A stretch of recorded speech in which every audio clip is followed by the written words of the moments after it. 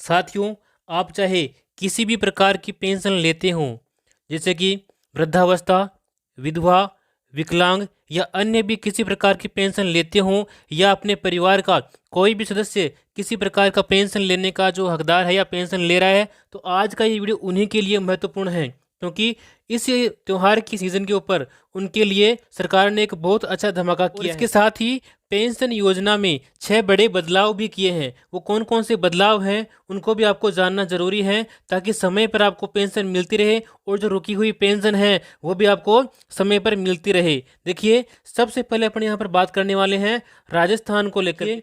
Rajasthan pension वितरण के लिए जिला और ब्लॉक स्तर पर मॉनिटरिंग सिस्टम लागू कर दिया गया है, और इसके साथ ही अब लाभार्थियों को भुगतान की स्थिति एसएमएस के माध्यम से तुरंत मिलती रहेगी। जैसे आपका भुगतान होगा तो आपको एसएमएस के माध्यम से आपको सूचना मिल जाएगी। इसके अलावा वृद्ध पेंशन राशि में वृद्धि के साथ विशेष त्योहारी बोनस भी आपको योजना में जोड़ा गया है।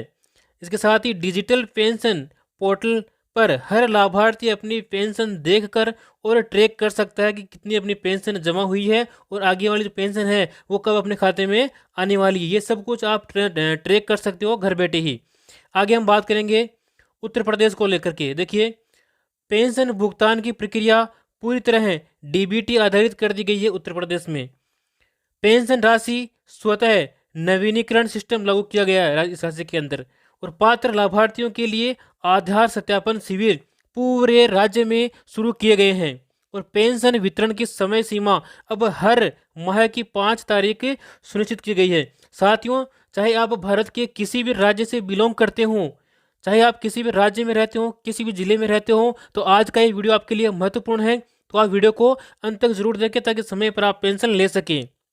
बात करते हैं आगे मध्य प्रदेश को लेकर के। देखिए, डिजिटल पोर्टल के माध्यम से आवेदन और सत्यापन प्रक्रिया शुरू हो चुकी है मध्य प्रदेश में, और क्यूआर कोड आधारित कार्ड योजना भी यहाँ पर लागू की गई है। दिव्यांग और वृद्ध पेंशन धारकों के लिए हेल्पलाइन नंबर जारी कर दिए गए हैं, और इसके साथ ही भुगतान समय पर सुनिश्चित करने के लिए जिला स्तर पर विशेष सेल बनाई गई है। तो ये थी मध्य प्रदेश पेंशन को लेकर के। इसके आगे अपन बात करेंगे बिहार वाले भाई बंधुओं के पेंशन को लेकर के। देखिए, बिहार वालों के लिए पेंशन धारकों को विशेष त्योहारी बोनस का लाभ तुरंत देने के लिए ऑनलाइन मॉनिटरिंग की जा रही है। वृद्धावस्था पेंशन राशि 4,000 रुपये प्रति माह करने का प्रस्ताव जो है वो अब स्वीकृत हो चुका है, तो जल्द ही उनको राशि बढ़ कर के मिलने वाली है। इसके साथ ही ग्राम पंचायत स्तर पर पेंशन वितरण की जो निगरानी है वो की जाएगी, और पात्र लाभार्थियों के खाते में ही आधार को लिंक करके उन्हें पेंशन दी जाएगी। इसके आगे अपन बात करेंगे छत्तीसगढ़ की पेंशन को लेकर के। देखिए, डिजिटल पेंशन कार्ड जारी करने की जो प्रक्रिया है वो छत्तीसगढ़ में पूरी हो चुकी है, और प्रत्येक लाभार्थी का भुगतान ऑनलाइन ट्रैक किया जा सकता है। क्यूआर कोड कार्ड से ऑनलाइन पोर्टल पर पेंशन की जो आपकी स्थिति है वो देखने में आपको सुविधा मिलेगी, और इसके साथ ही अब हर जिले में शिकायत निवारण केंद्र शुरू कर दिए गए हैं। जो भी आपकी पेंशन को लेकर शिकायत है, आपको समय पर पेंशन नहीं मिल रही है या और भी कोई शिकायत है, तो आप उन शिकायत निवारण केंद्र के ऊपर जाकर के अपनी शिकायत दर्ज करवा सकते हैं। अब बात करते हैं हरियाणा की पेंशन को लेकर के। देखिए, पेंशन धारकों के लिए ई पेंशन पोर्टल का शुभारंभ जो है वो हो गया है, और ऑनलाइन आवेदन और सत्यापन की जो प्रक्रिया है वो भी हरियाणा में शुरू हो चुकी है।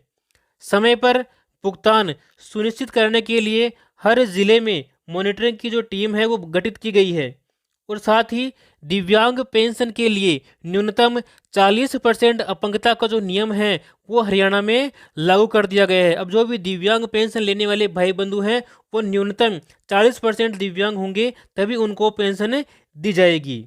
इसके साथ ही हम बात करेंगे गुजरात को लेकर के। देखिए, गुजरात में आधार और बैंक केवाईसी सत्यापन अभियान चलाया गया है, और पेंशन धारकों की ऑनलाइन ट्रैक करने का जो सिस्टम है वो शुरू कर दिया गया है। क्यूआर कोड के माध्यम से भुगतान और पेंशन रिकॉर्ड आप देख सकते हैं, और वृद्धावस्था पेंशन राशि में वृद्धि के साथ ही त्योहारी बोनस भी जोड़ा गया है। तो ये थी गुजरात की पेंशन को लेकर के। अब आगे अपन बात करेंगे महाराष्ट्र के लोगों के पेंशन को लेकर के। देखिए, पेंशन वितरण में पारदर्शिता बढ़ाने के लिए डिजिटल पोर्टल का शुभारंभ किया गया है। डीबीटी प्रणाली के माध्यम से भुगतान को आसान और तेज बनाया गया है और पात्र लाभार्थियों के लिए आधार सत्यापन शिविरों का आयोजन किया जा रहा है और साथ ही भुगतान प्रक्रिया में देरी रोकने के लिए जिला स्तर पर निगरानी की जा रही है। इसके आगे हम बात करेंगे झारखंड की पेंशन को लेकर के। देखिए, वृद्ध, विधवा और विकलांग पेंशन को एकीकृत पोर्टल पर ट्रैक किया जा सकता है और साथ ही विशेष दिव्यांग पेंशन प्रमाण पत्र की जो वैधता है वो 5 साल अब निर्धारित कर दी गई है झारखंड में। और क्यूआर कोड योजना वहां पर भी लागू की गई है और साथ ही डिजिटल पेंशन पोर्टल से भुगतान की स्थिति आप झारखंड में भी देख सकते हैं। अब आगे हम बात करेंगे उड़ीसा की पेंशन को लेकर के। देखिए, दिवाली बोनस डीबीटी के माध्यम से सीधे खातों में ट्रांसफर उनके कर दिया गया है और जिनके नहीं हुआ है वो जारी है ट्रांसफर होना। पात्र लाभार्थियों के बैंक खाते आधार से लिंक किए गए हैं। ई पोर्टल से पेंशन आवेदन और सत्यापन भी उनका किया जा रहा है। हर महीने 5 तारीख तक पेंशन का भुगतान करना सुनिश्चित किया गया है उड़ीसा के अंदर। अब बात करने वाले हैं कि इन बदलावों का उद्देश्य क्या है। जो बदलाव किए गए हैं 8-10 जिलों में, तो इन राज्यों का जो है क्या उद्देश्य है बदलाव करने का। देखिए, पहला उद्देश्य है कि जो पेंशन की वितरण प्रणाली है उस प्रणाली में पारदर्शिता लाना इसका सबसे बड़ा और महत्वपूर्ण उद्देश्य है। दूसरा उद्देश्य है भुगतान समय पर सुनिश्चित करना, आपको समय पर भुगतान मिले, ये भी इसका एक उद्देश्य है। और इसके साथ ही जो फर्जी लाभार्थी हैं, जो फर्जी सदस्य हैं, जो पेंशन नहीं ले रहे हैं, उनको भी इस योजना से बाहर करना इसका मुख्य उद्देश्य है।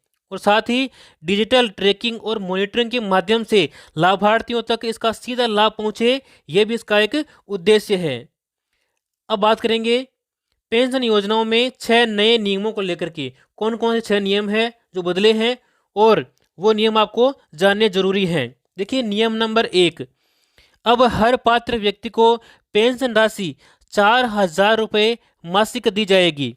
साथ ही डीबीटी के माध्यम से सीधे बैंक खाते में उनकी राशि ट्रांसफर होगी।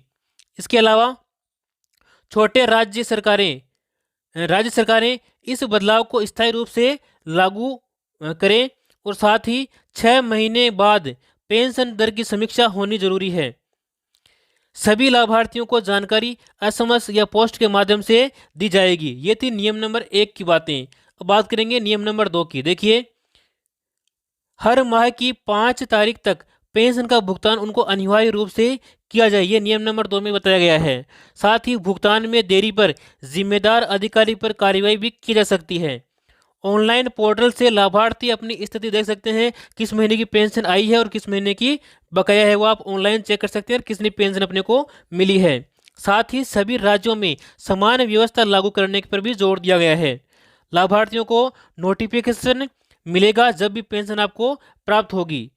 आगे बात करेंगे अपन नियम नंबर 3 के बारे में। देखिए, आधार और बैंक ई-केवाईसी अनिवार्य कर दी गई है।